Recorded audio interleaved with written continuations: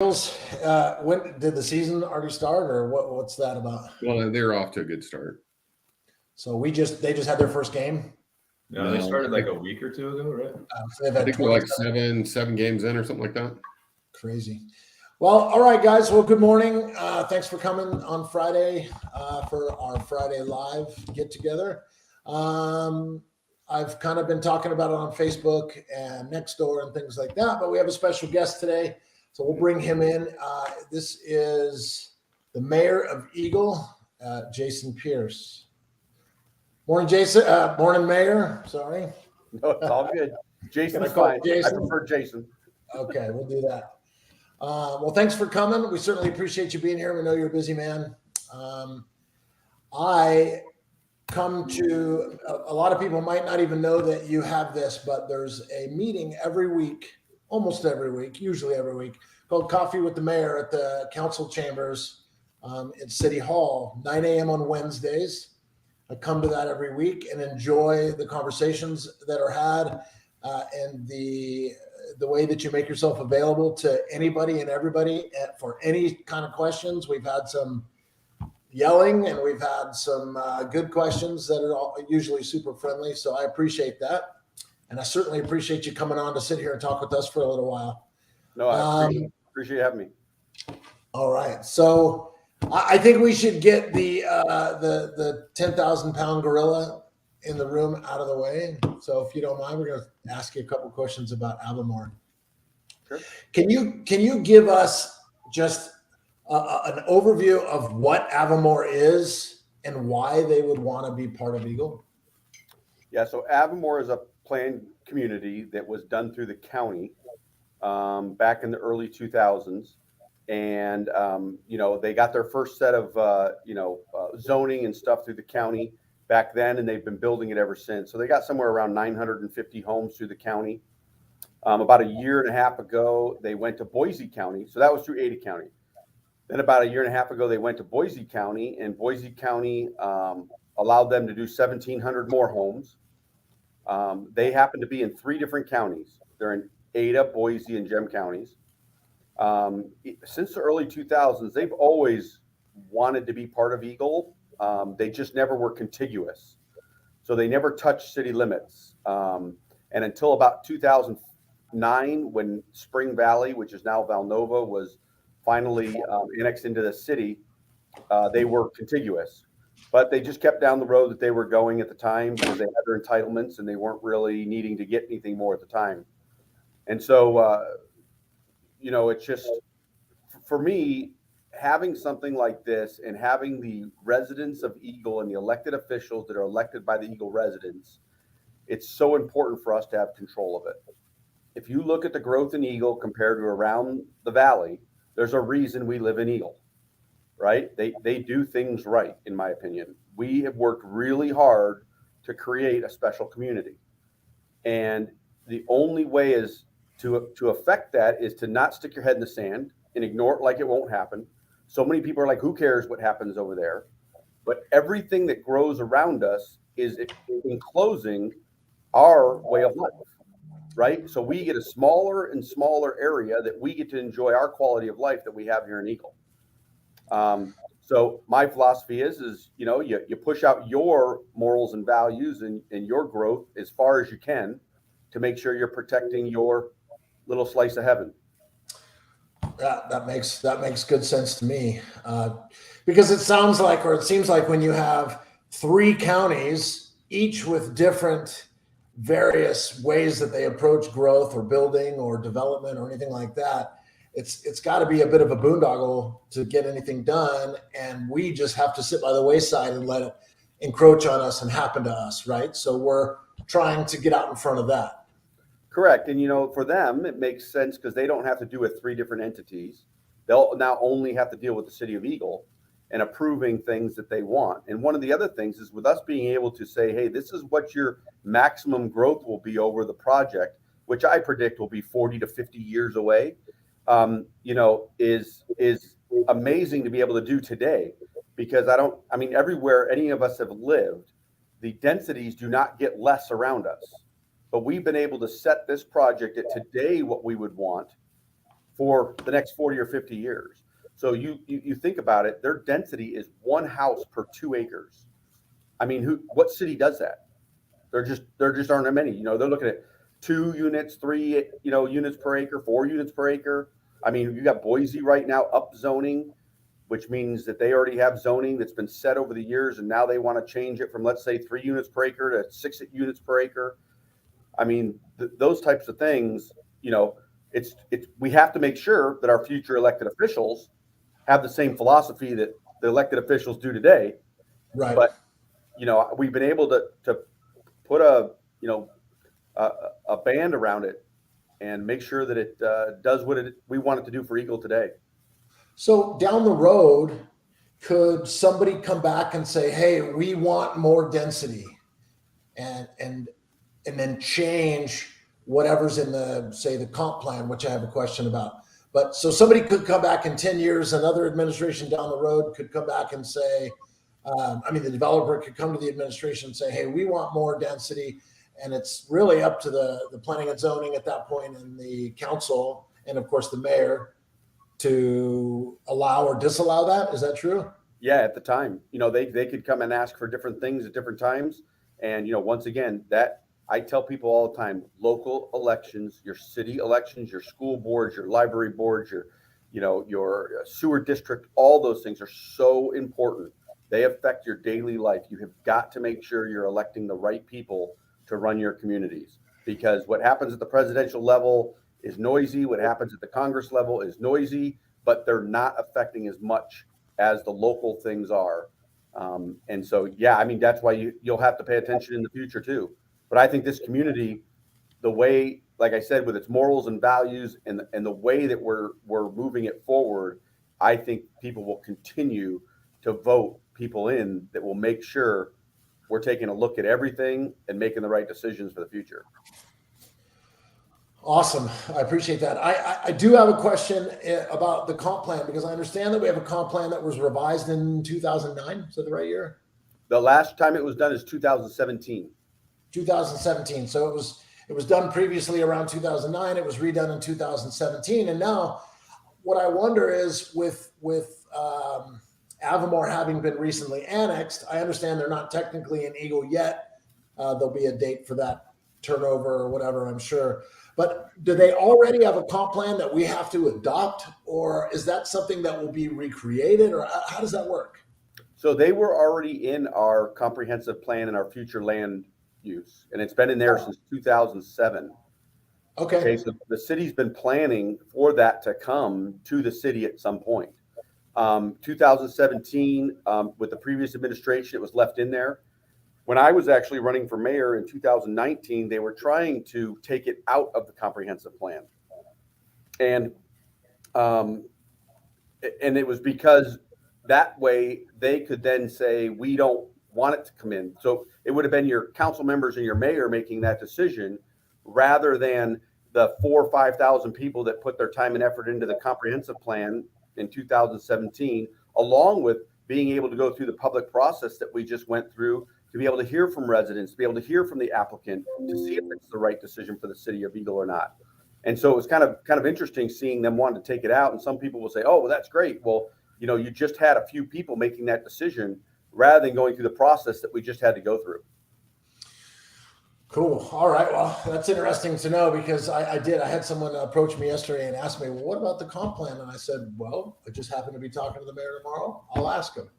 And just so you know, we're going through now a rewrite of the 2017 plan. So about every 5 to 7 years, we go through and look at our comp plan and we adjust it, and that's per state code.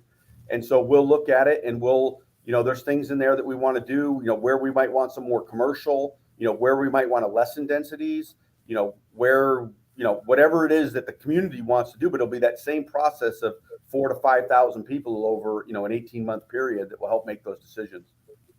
Got it. So when a comprehensive plan is approved, I guess is probably the term, once it gets put in place, that's when zoning requests happen, right? So if somebody will say, "Oh, we have this little piece of property or this big piece of property that's not necessarily fitting the zoning in the comprehensive plan, but we'd like it to change a little bit."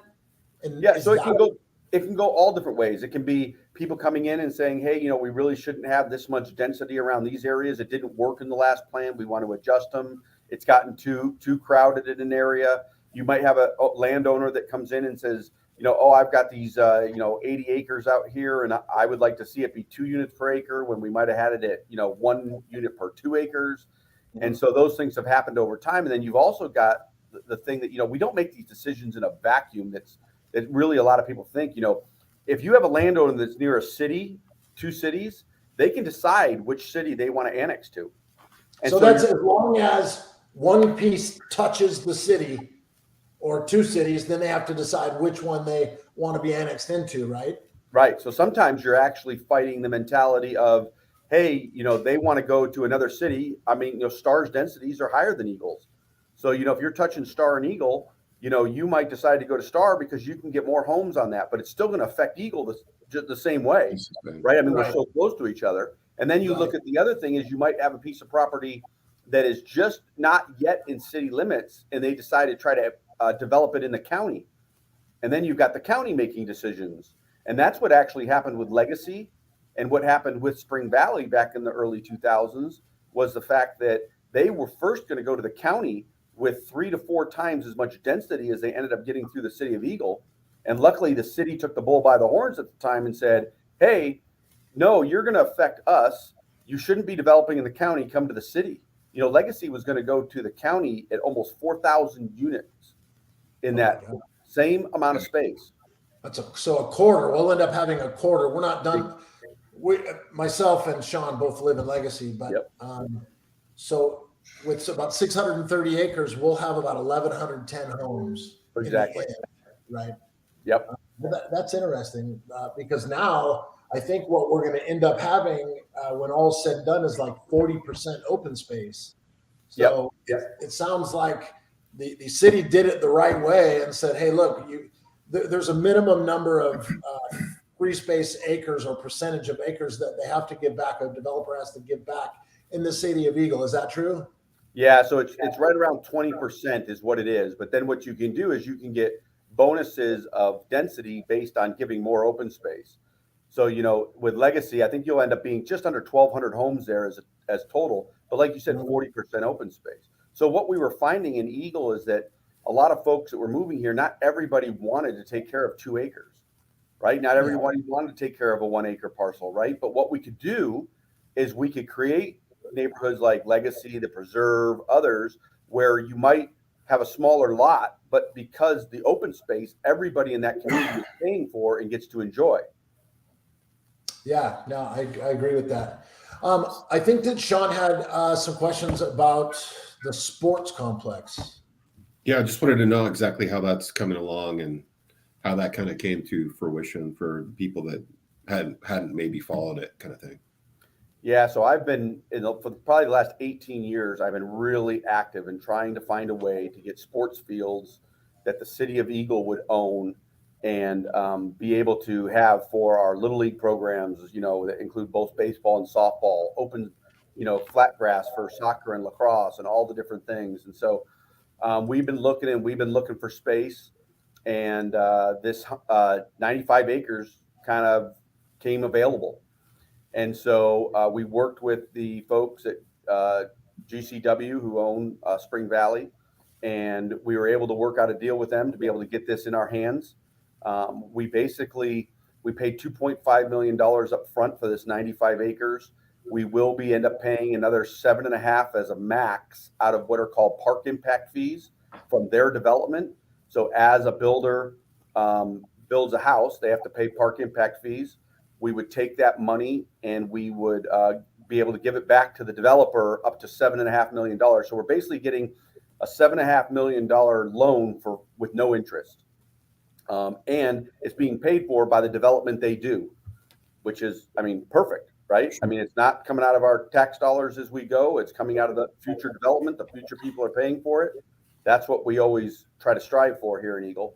And so our goal is to, by next spring, have the first 4 ball fields ready to go for baseball. So we can replace the ones that were lost at Duck Alley last year. And then in about 3 years after that, we will add another 4 fields. And this will all depend on the community coming together. We're really looking for folks that, do you have an excavation company? Do you have a contracting company? Do you have a building company, landscaping company? And being able to put volunteer time, donate stuff, sponsor stuff. I feel that when we bring the community together to do these projects, it makes it better for all of us financially, and it makes it better for all of us as a community. So we're really looking forward to that. And what's kind of neat too is we actually gave a home to the Eagle Rodeo on phase 3 for 3 to 5 years, and they will be holding it on that phase 3, which won't be ready for about 7 years to do. Mm-hmm. Yeah, I just remember growing up and having a sports park, and like you stayed there from the morning until dark. The snack bar, and people barbecue, like it was just a hangout for kids. Yeah, it's such an important part of the community. And this one too, what's really nice is it will have you get into access to the 1,600 acres of BLM on top of it. Right? So it does a bunch of different things for us, which I think is exciting. So you're saying, go ahead.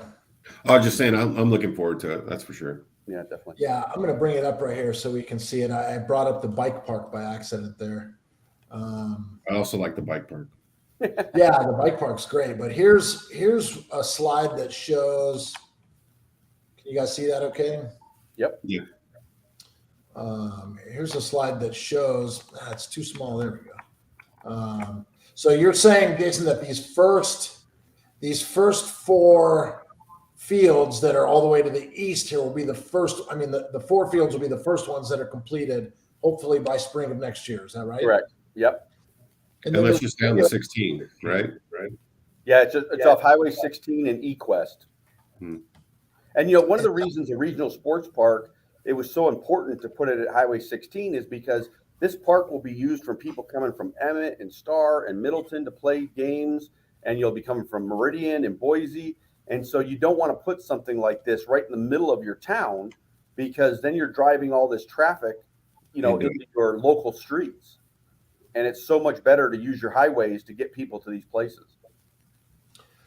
And this looks like it'll be very similar to the way Duck Alley was. And a lot of people obviously might have never been to Duck Alley, but it's got ring parking around the outside. So you can, for the most part, park right next to whatever field your child is playing on. Yep. So you don't have to walk 3 miles. That whole nightmare, carrying the kids and all the stuff. And so that's really cool. Yeah, it's gonna have the spine parking all the way around it, along with some parking, areas in some different places. It'll have a tournament house. So one of the houses that are on the property we're keeping, so that when you hold, one of the things that we're excited about this is being a revenue generator, right? Mm-hmm. You're able to hold local, Northwest tournaments where you bring people in from all over around the Northwest to baseball tournaments, and that becomes a revenue generator that helps pay for this park. So once again, it's not all falling just on the residents of Eagle and their tax dollars. Kind of like Williamsport. Yeah. Where they have dorms for the kids and whatnot. Yeah, we won't quite have dorms, but yeah, the tournament house. You never know, right? You can go up. You could have a big breakfast. You could have a place where it's a giant, snack shack for the whole area, but yet you have smaller ones around the fields. You just checking in when people are coming in. You could have some bunk houses there. Maybe you bring in some umpires from around and they need some place to stay, rather than going to a local hotel or something like that, because the hotels will be full of the players and their families.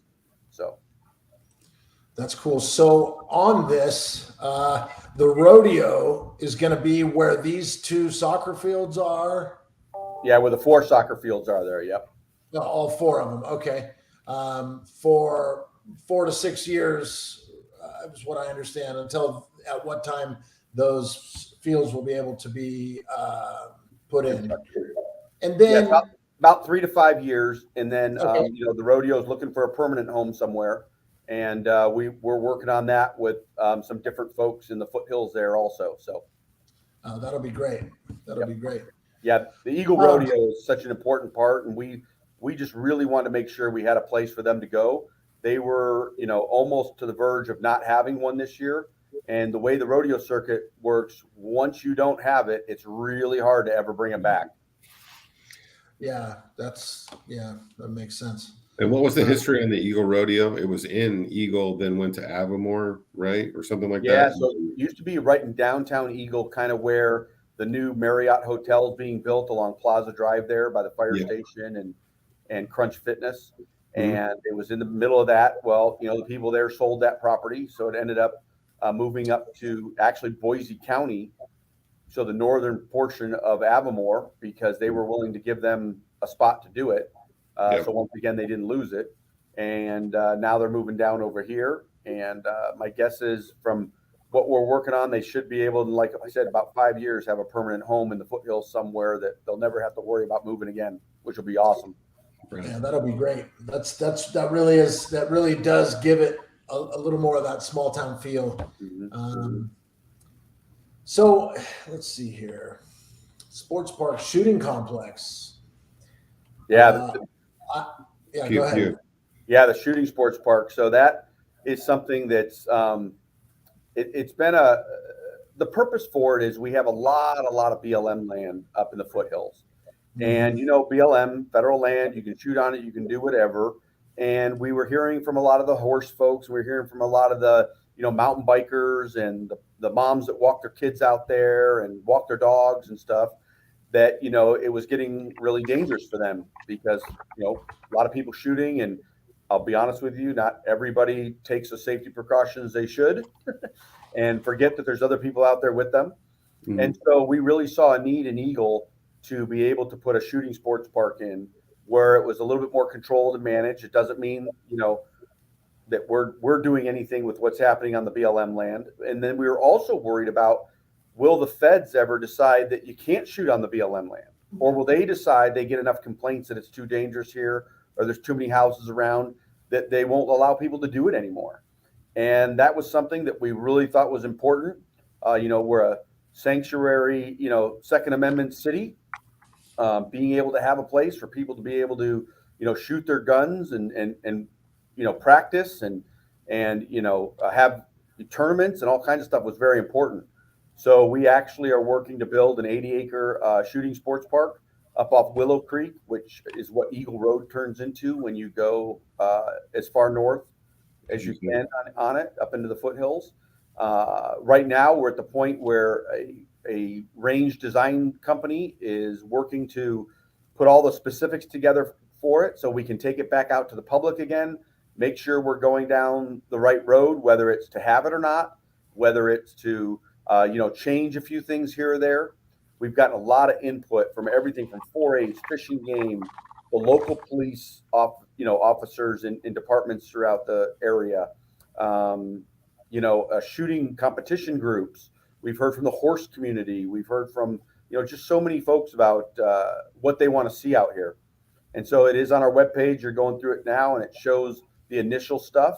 And then as we get more information, then we will get it out there for people to see. And what's the sort of timeline in reality? If everything was to go smoothly and everybody, agreed and everything looked good and everybody who needed to approve it approved it, what's the kind of timeline on that? Yeah, so our goal is to have the archery, because there's an archery component to this also, an archery portion and some of the shooting bays by the end of this year also. And then the law enforcement component that's here, we've been talking with everybody from Meridian Police to Garden City Police to Ada County Sheriff, the FBI, Fish and Game, all kinds of their group. We're hoping that they will start, and they will use their own money to build their portion of it also.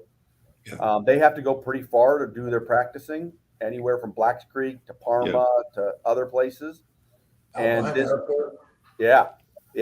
and so it's I think it's important for them to have a closer place to practice, but also for me, being very police centric and public safety, is I want to see those people driving up and down Eagle Road all day long going to the shooting range, because the more presence there is out on the roads of all those different folks, the more people mind their P's and Q's. I agree with that.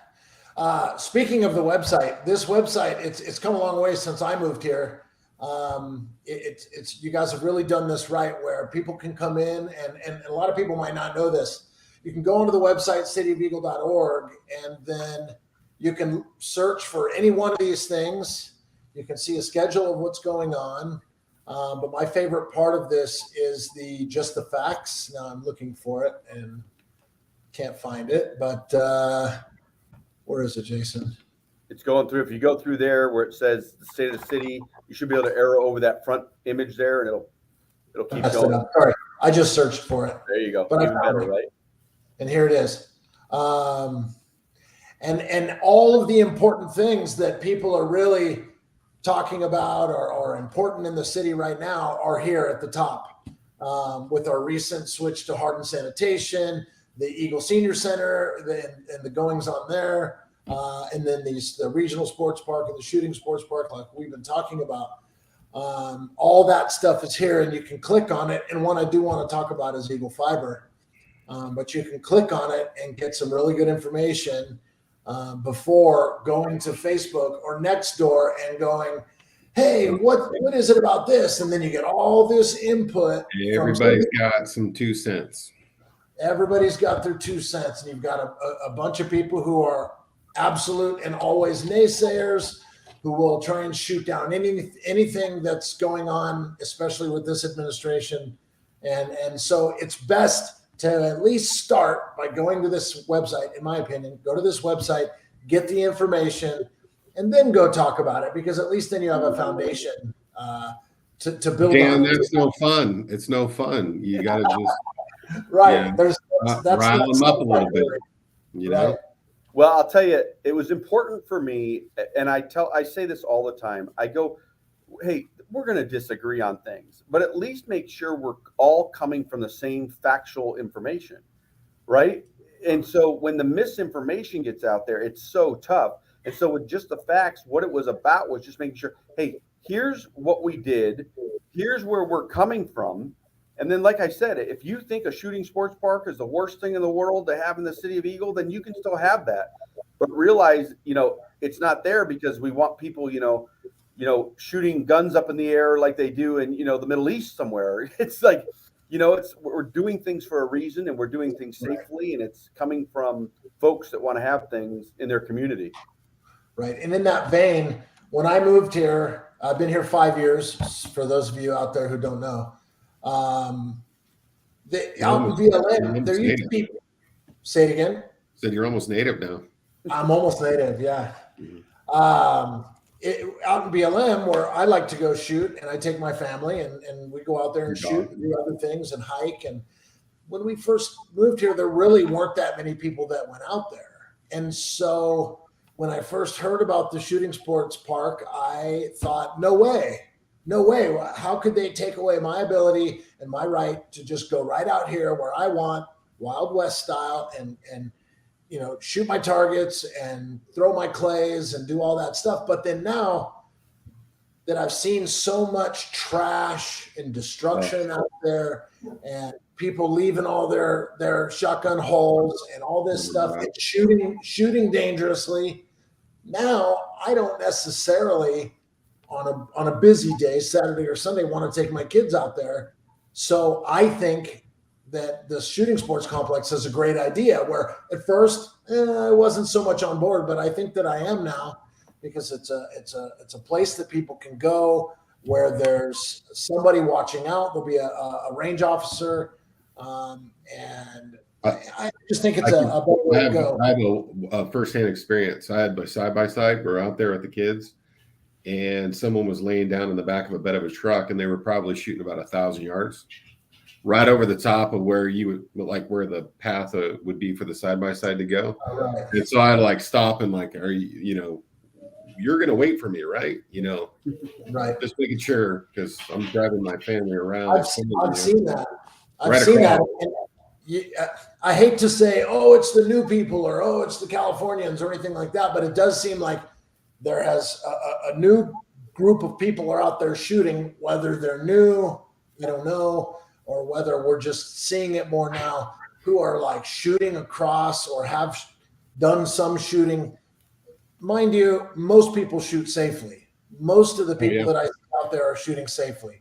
But sometimes you see these guys, like you're saying, who are shooting over the roadway, the trail path, or in such a way that off behind where they're shooting, there's a turn up in the road or something, and Yep. it's like, hey guys, what are you doing?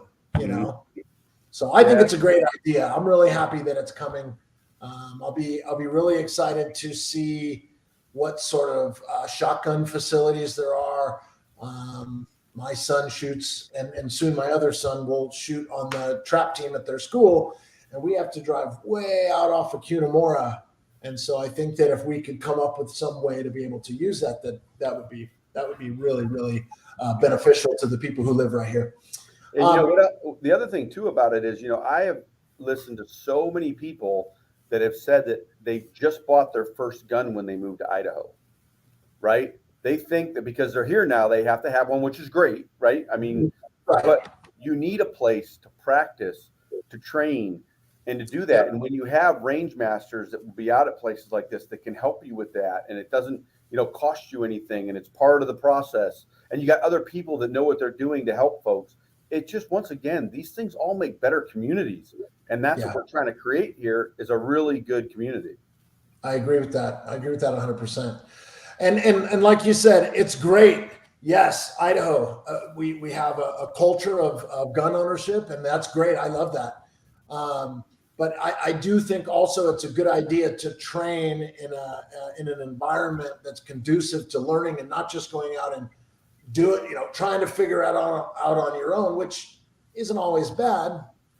But if you can go to a place where you can have people that are watching over your safety and explaining things properly, and maybe giving you some tips and things like that, so that you can do things better and more safely, that can never be bad, right? Never. Yeah, I mean, think about I'm from like California, right? Like the majority of people that are here. It was the first time. It seemed like the first time I ever saw people like just open carry was at Eagle. I was at Home Depot, and I was like, dude's got a gun on his hip. Like you just would hope that anyone that has a gun on their hip has taken some sort of classes or some sort of training, right? But it's not necessarily. You don't have to, right? No, not at all. I love not being from Eagle, I can't really speak on that behalf, but at the same time, people don't want their freedoms taken away. But when we were in the military, Dan, when we went to the range, it was still controlled. It was a controlled environment. It was not an open fire situation where, like I was in hundreds of acres in Georgia just shooting. There was nothing around, but we still had controls in place to make sure people weren't in the line of fire. Coming down range. I fully appreciate the ability to be able to own a gun, carry a gun, not carry a gun, open carry, concealed carry. I'm happy with all of those things, but it does make me a little more comfortable when the idea is that people have some idea what they're doing if they're going to carry. But I don't want to quash those freedoms in the least. I think that more people should carry. I think that that's one of the beauties of this state. You think twice about doing something stupid when someone's got a gun on their hip. I agree with you, and I think that's why we have a lower rate of crime here by and large. So somebody posted a question. I'll put it up here, Jason. I'm not entirely sure what he means, and I can't respond, but he says, how do we get involved in the comp plan? Like, do you get on a committee? Who has input in the changes that could or could not happen when the comprehensive plan is edited or changed? Yeah, so there's a couple of, so we will put out, so the best thing to do is go to the city website and sign up for our alerts. And we will put out when we're getting people involved for the comprehensive plan that we need people. They will put their resumes in, basically just telling, hey, why they want to get involved, what experience do they bring, and you don't have to necessarily have any, right?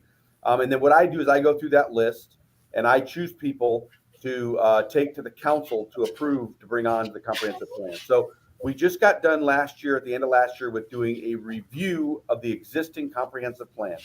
So about 25 residents from the city of Eagle were chosen and were part of that process. Along with that process was our police chief, the sewer district, Idaho Power, all the other agencies on top of it. So it was somewhere around 35 to 40 people total.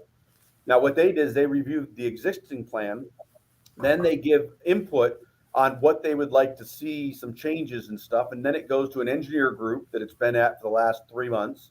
And then when they're done, it'll be another group of 25 or 30 people. Some might be the same, but a lot will be new, that will review the plan that we then want to take to the public. And then the public will be able to, through an open house process, give their input even more so. Because remember, the 25, 30 people that get chosen are part of the public also. And then, we'll ultimately take it to a public hearing, which the public will then again be able to make comments and talk to on it. So that's why it's an 18-month process. It takes a little bit of time. Remember, our comprehensive plan does everything from densities to commercial is compared to residential, to how many police officers we have per 1,000 people, how many acres of land for parks per person, how many miles of trails per person, all those types of things go into this comprehensive plan, because what you're trying to basically do is, when your city is fully developed in a way, you want to provide enough tax base and stuff around it to be able to pay for things. So you're not relying on future growth. If you look at why a lot of the cities from a lot of the places that, we've all come from, I usually call it that state that everybody does, Kansas. No, I mean, California. So is that they started to have to go back and do infill, and they started to do higher densities. I mean, there's places in San Diego now where they're encouraging you to take your one-story little house that's 1,800 square feet and put 6 stories of multifamily housing on them. And they're doing that because they're, one, trying to change, I think, the kind of mentality of the folks that are there. And then, they're pushing mass transit, they're pushing all these other things that I just don't think are ever going to work here in Eagle, let alone in the Treasure Valley. And that's something that just happened in Boise as well, right? They just added or they removed a couple of zonings, and they added mixed zoning or upzoning or something like that. Yeah, they're working on that right now. It hasn't fully gone through, but they're working on, like I said before, they're working on upzoning the zoning that they already have in Boise to make it even higher, to encourage more of that. So there's a philosophy, and I don't believe in this, and because I've seen it not work, and that is that the more houses you build, the cheaper they will become. They will become more affordable. I don't think that's true. I think the more houses you build, the more people that come. You need to build your community the way you want your community to be, and then capitalism will do what it does for your community. And so I don't believe it's the same thing as, building widgets or things like that. I think, it's more the, the field of dreams mentality. You build it, they'll come. Well, that's a great segue into a question that I have about metrics of growth. So in some of the Coffee with the Mayor meetings, we've talked about how the different cities compare and the number of homes that were built year over year as compared to Eagle. Can you give us a little bit of insight into what the other cities around us, what their growth looks like? And then I'm curious what your metrics of growth are, how you look at growth in the area, and what you use to say whether or not, what metric you use to say whether or not we are growing. Because what we hear is, oh, Eagle's grown so much, it's crazy. But I think we only built like 100 homes last year or something like that. Yeah, it was a little more than that, but a couple. So the number that's kind of, it's been one of the normals is something a couple years ago. So 2 years ago, the city of Eagle built about 400 houses. Star built 800, Meridian built about 2,200, and Boise built about 1,700. The issue with Eagle is we are so transient, meaning that all those folks are coming through the city of Eagle to do things. And one of the biggest things is recreation, right? They all have to go through us to get up to McCall, Garden Valley, Tamarack, up to the Highway 55. And so we, even though how careful we are, doesn't always matter because of what's happening around us. And that's one of the reasons why my philosophy of, the more that you can control and the bigger space you have to control growth, the less we have coming down on us. When I moved here, the city limits ended at Park Lane at the high school. Right. I mean, you go back, look at a Google Earth picture and go look at Eagle at Park Lane, where Eagle High School is, west, and there is nothing but 40-acre plots of farmland. Mhm. But the city of Eagle had to do something, and that's where Legacy is, the preserve, and a lot of those subdivisions, because Star was coming across Highway 16 looking to come to our way. And so their philosophies and their densities would have come closer and closer into Eagle. And then, of course, we don't have the space to go out and enjoy what's going around. I live right off Floating Feather, right? There's 3 times a day when Floating Feather's bad. School. It's school. It's all the school hours. That's it. Other than that, I mean, I can sit out on my patio. There's 5 or 6 cars here. The only other time is during the fall when football's going on and the game gets over at 10 o'clock at night. Right. And you see some cars. But otherwise, our roads in Eagle during those non-commute times and travel time to the mountains are not horrible. I mean, they're actually really, really good. Right. Yeah. I was trying to figure out how to change the year on Google Earth, but you did that. You do that in the meetings with the actual application Google Earth, or you do it on this website? The actual Google Earth application. Okay. Yeah. Up at the So top I'm just of on the it, website, and it doesn't look like it has the years. Yeah. Sorry, guys. But what's amazing with just the picture you have up is if you do a little bit of Eagle and a little bit of Meridian, look at the difference in the type of housing that goes. So just go a little bit. Yes, look at the difference between the houses that are in the Meridian area compared to what is up in Eagle, and it's so much different. How many square miles do you know? How many square miles without Avimor? How many square miles does Eagle 30 makes up Eagle? 30 square miles. 30 square miles. And how many in Meridian? Do you know? I do not know. I'm not positive. Well, it's got to be the like, mayor of Eagle, right? It's got to be. Well, I know. Sure. It's got to be like 3 times that, though. I would imagine. I would think so. Let's see. Well, we just became the second largest landmass city in the state.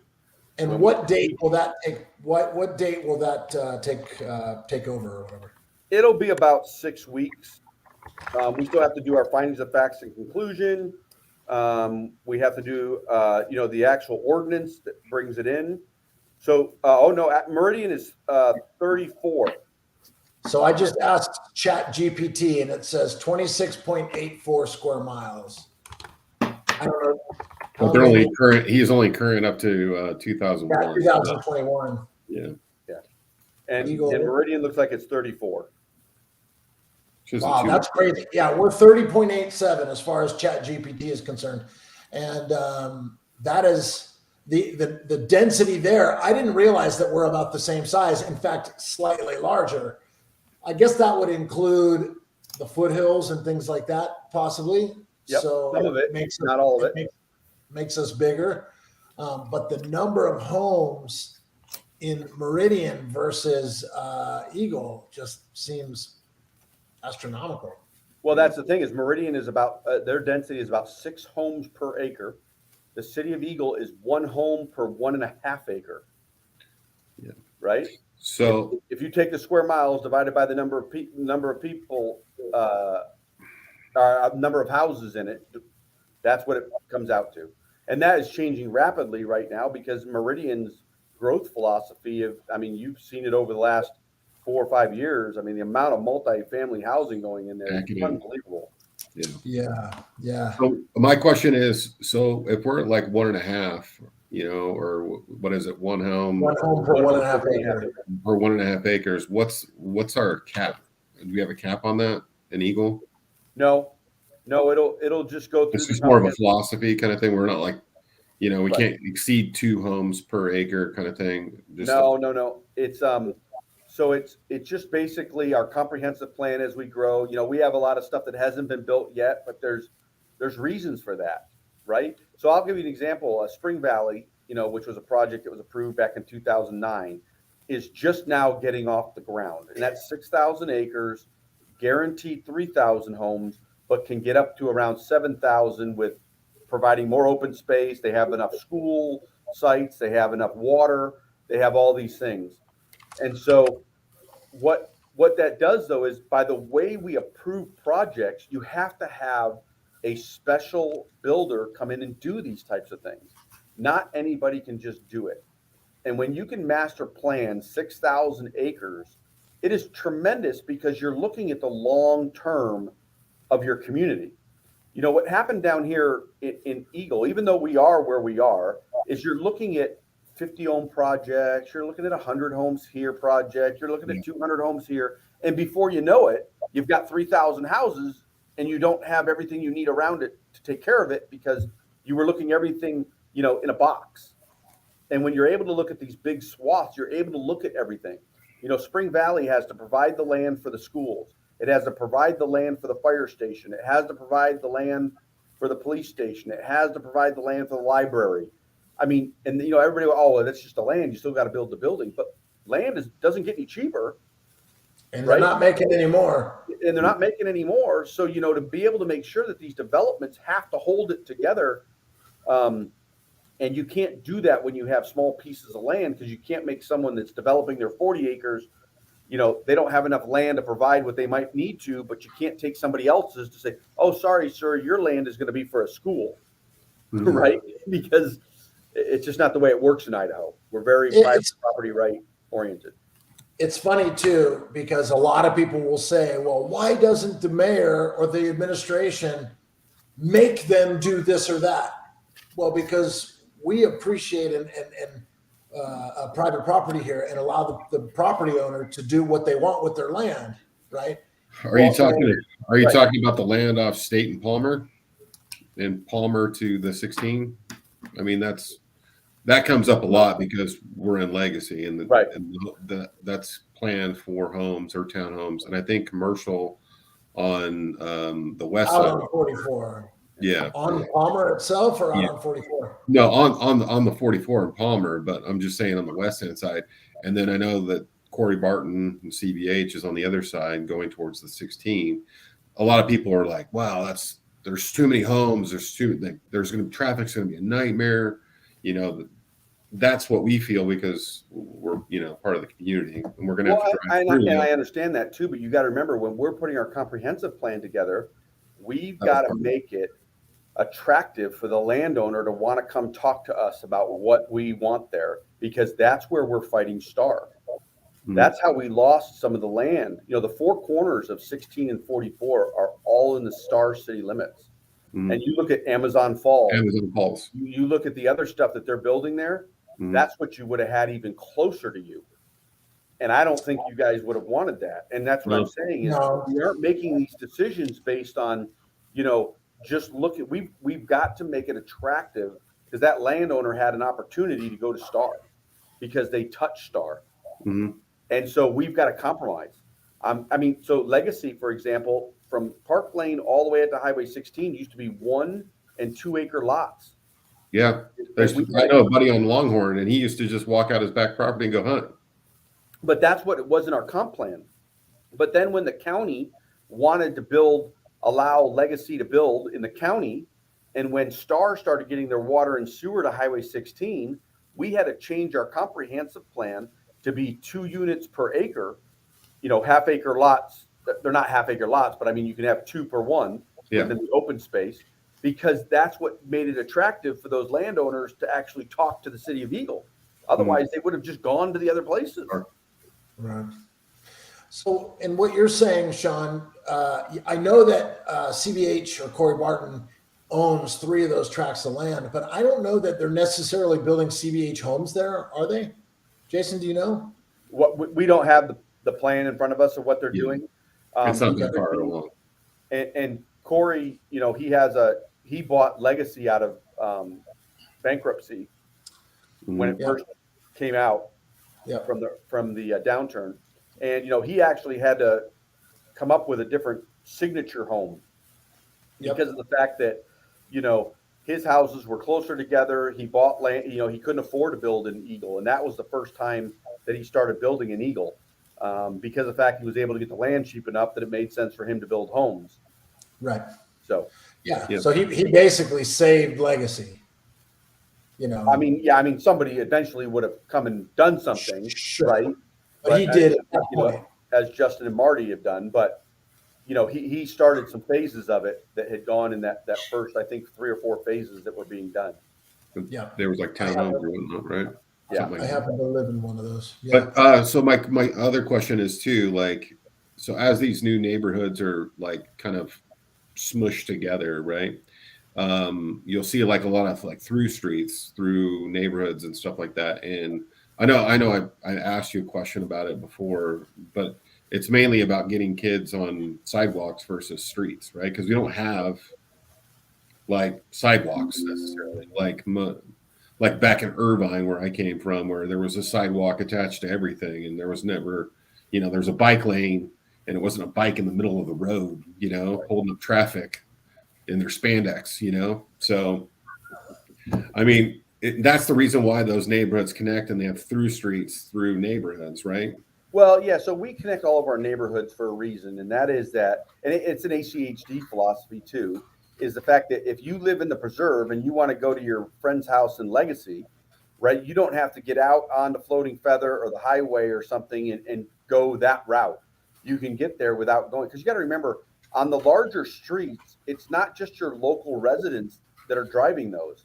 You've got people from Emmett that are traveling down Floating Feather. You got people in Star and Middleton driving down Highway 44, and they don't always care as much about the areas they're driving through as the people that live there. Your local streets are your neighbors, right? They're the ones that also have kids. They're the ones that also, they're going to drive more carefully. Also, to be able to connect kids on their bikes. So when they want to ride their bike, from Timmy to Johnny's house, and they're in two different subdivisions, they don't, once again, like you said, have to get out on Floating Feather or Park Lane or 44. But if you look at from Legacy all the way through it, you can get all the way to the high school with only crossing one major road. Yeah, and that's Linder. And to go even further, I can get from our house to my father-in-law's house off of Ballantyne and basically just I cross Park, I cross Linder. That's it. Yeah. Exactly. Other than that, I'm in neighborhoods, Exactly. sneaking my way through. Yeah. So is that you out on the main road in your golf cart, zipping over to your father-in-law's house? Hey, my car travels faster than the speed limit set on the street, so we're good. It's not street legal. That's true. That's true. He basically has a car engine in his golf cart. Yeah. Hey, Jason, do you have a little more time, or Sure. Yeah. I have a couple more questions, like municipal fiber, just the basic ideas. A lot of people don't know that that's happening or that that's being put in place. And then I was curious, one, if you had anything you wanted to talk about, and then maybe if you could touch on some of the events that are coming up here in Eagle. Oh, sure. Can I bring up that one question, Dan, about the that what was it, the levy? The levy. That's what it was. Yeah. $500 million plant facilities levy set to be voted on May 16th, given the school district received $50 million in federal COVID relief funds and will increase property tax bills over $450 a year. And it's only going to help Eagle High School. Well, anyway, you tell us about it, because I don't know much about it. Yep. So it won't just help Eagle High School, but basically what the school district is wanting to do is they are wanting to do a long-term 10-year $500 million levy bond. And so basically, because of being able to get the money all at once, I kind of tell people it's kind of like a home equity line of credit.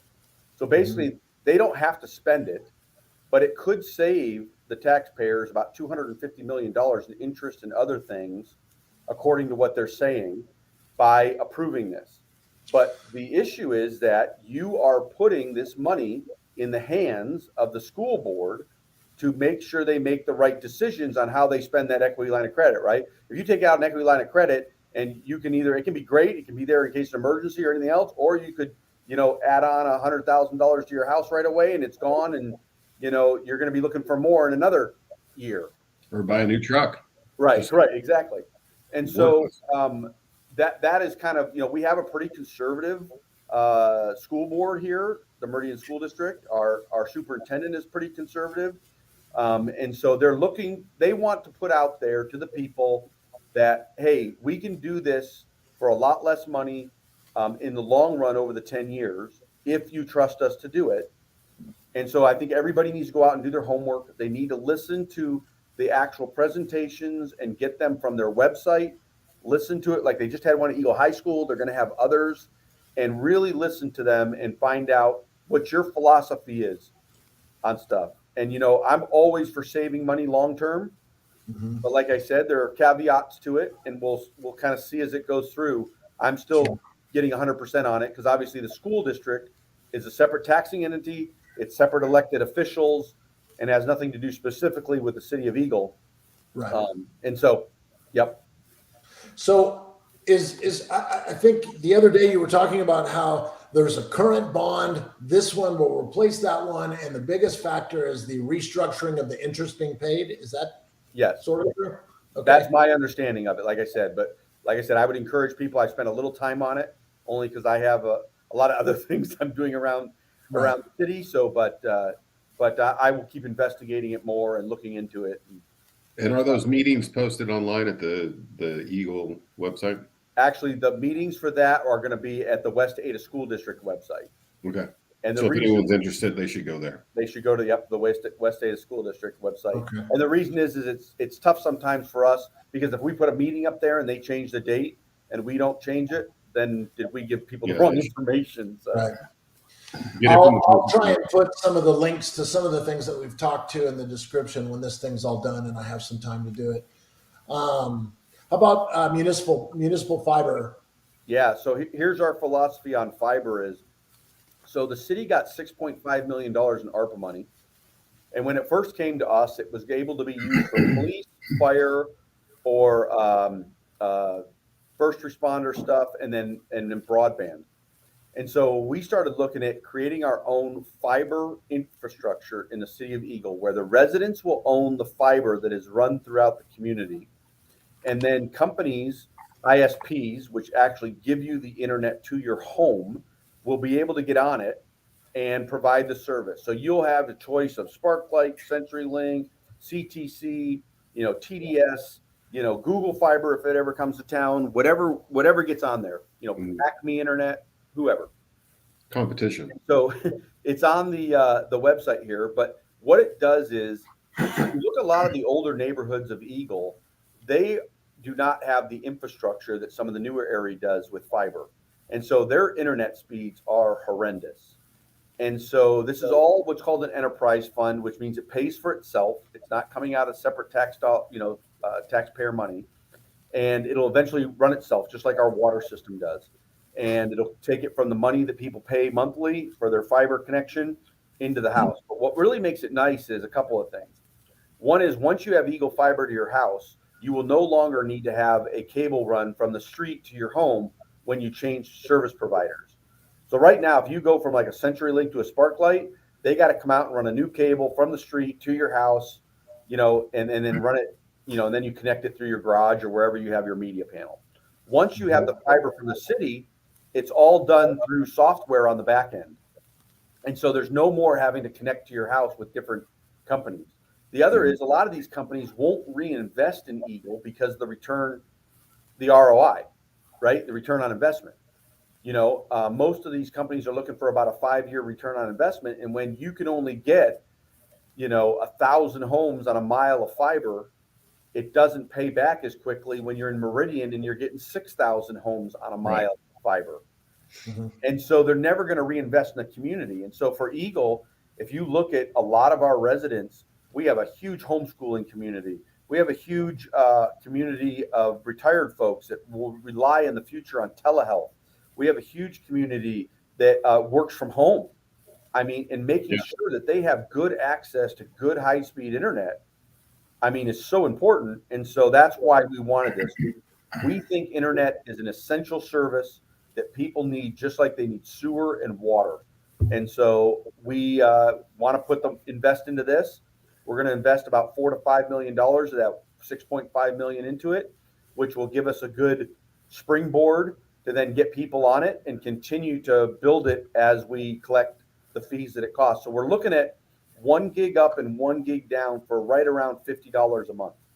That's good. And that includes the internet service provider and everything. And then you'll have, where you can, have more than 1 gig, and you can have less than 1 gig and pay a little more, a little less. What you're showing right now is really important. This is our survey for people that want fiber. And so here you're going to tell us, do you want it? Where do you live and everything else? And what it's doing on the back end is it's creating a heat map for us. to show us where do the most people want to be on it. So for us, the fastest way to build it and to get it done is to go to places where most of the people in the community want it. So then they're on there paying their monthly, which allows us to use that money to go back and invest in the next area. And so let's say Brookwood is, the hottest part. We go to Brookwood first, and then let's say Lexington Hills is next. We go there. And then let's say Legacy is third. We start going there because we need to get the people on it to start funding it, so we don't eventually run out of ARPA money and can't keep moving forward. And obviously, it wouldn't necessarily be these places that are say those four that you just said, or the three that you just said. They're on the opposite ends of town. So even if the heat map showed that they were the priority, you would also have to logistically follow.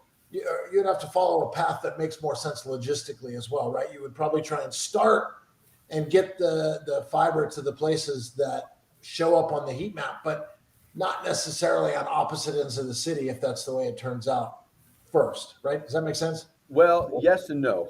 So we have a whole strategic map that has been done that we've paid for that shows every lot in the city of Eagle and everything that needs to be done for the system.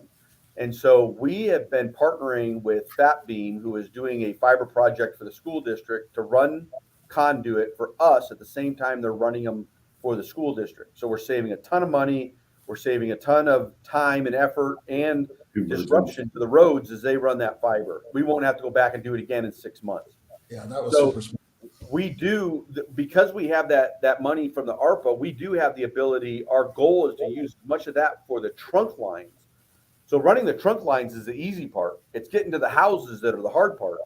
So getting to the houses is where we will go to those heat maps, because if we have the money to go back in and keep doing the next house and the next house, those trunk lines along Floating Feather to get from Brookwood to Lexington or to Legacy is not that big of a deal.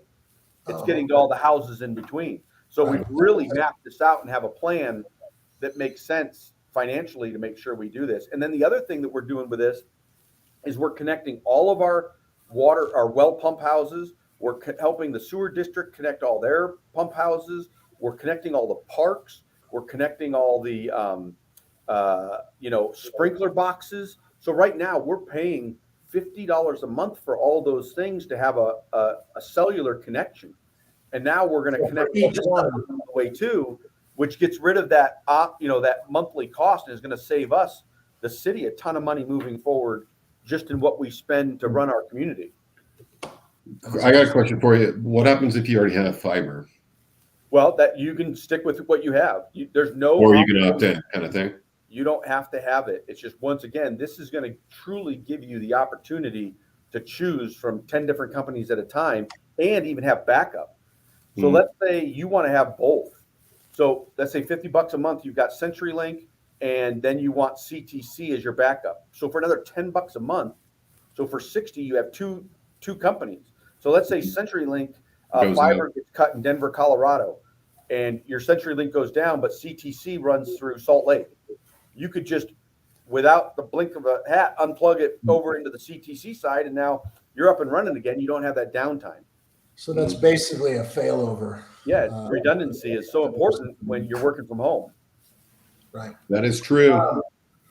Well, Jason, I left you 3 seconds to tell us what you have, what you want to talk about. No, I'm just kidding.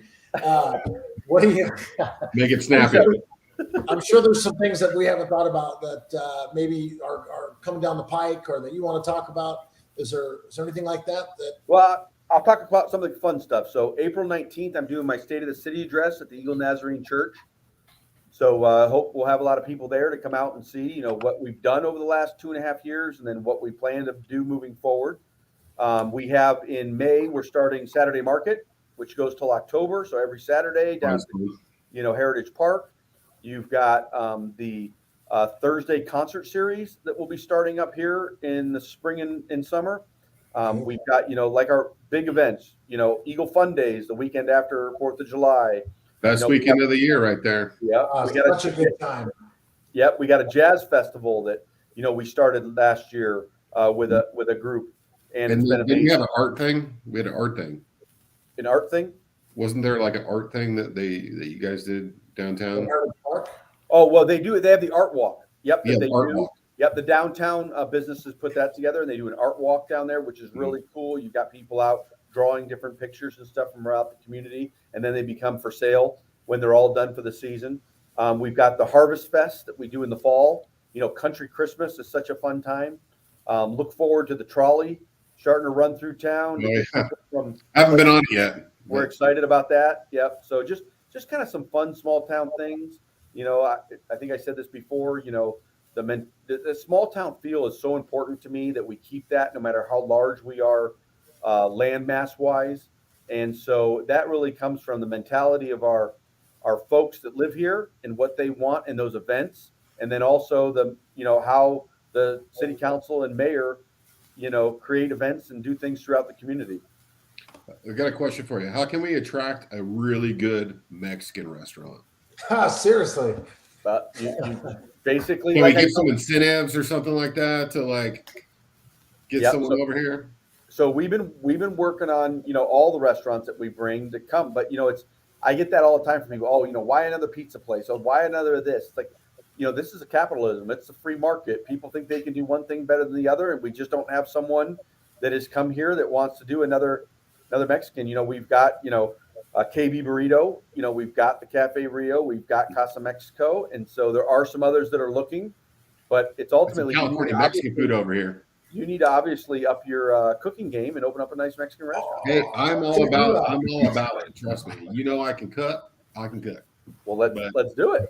It's true. What about isn't like Tornado Taco or something going into the Doug's Burger Den? So Spitfire Taco has been talking about going there. I think they're just weighing like anybody. What are the costs? What are the things it's going to take to do? Do they have the money and so on and so forth? And they're a one shop now in La Jolla. They've got in La Jolla, California, and so they want to try to bring that up here also. And they've been working on it for about a year, and I'm not sure where they are in it. But they have their building plans. They have all the approvals. All they got to do is start breaking ground. Knock it out. Well, if they've lasted in San Diego County, then their food's probably pretty good. Yeah, no doubt.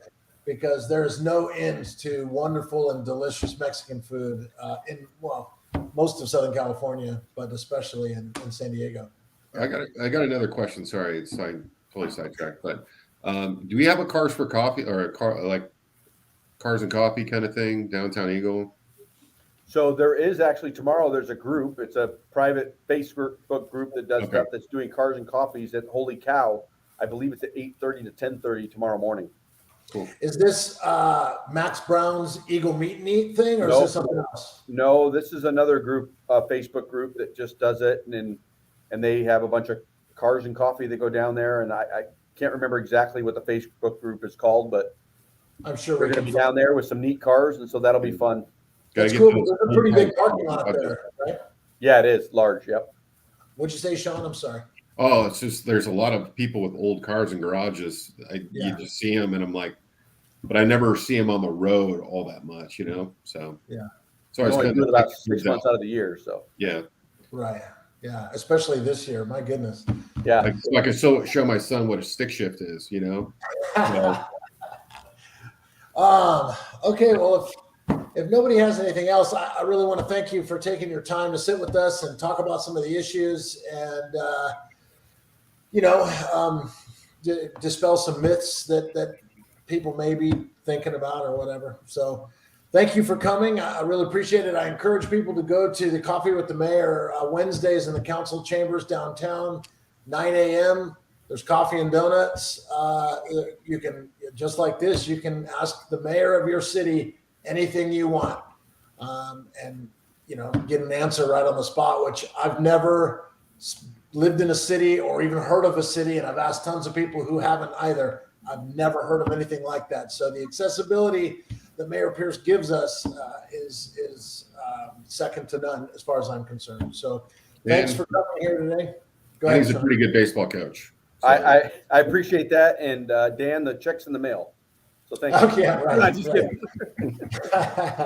All right, guys. Well, thanks, Dan. Thanks, Sean. Thank you, Mayor Pierce. I appreciate you guys coming today, and we'll see you around town. Thank you guys very much. Have a great Easter weekend. Yes. Thanks. You too.